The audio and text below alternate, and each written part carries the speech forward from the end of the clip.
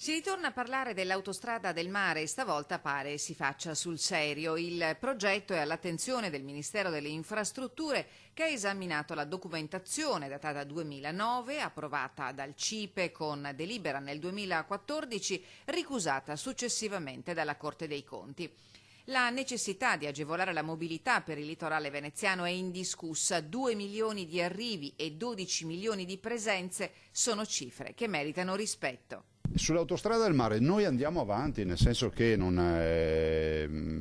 peraltro abbiamo anche di recente avviato altri provvedimenti in questa direzione. L'autostrada del mare sulla carta è un progetto di finanza che prevede la realizzazione di una superstrada a pedaggio dal casello di Meolo a Jesolo. Albergatori e imprenditori la richiedono a gran voce per poter finalmente fronteggiare la concorrenza romagnola quasi ad armi pari. I sindaci di Jesolo e Cavallino, dopo l'archiviazione dell'indagine su una presunta turbativa d'asta legata alla realizzazione della Via del Mare, chiedono si faccia in fretta.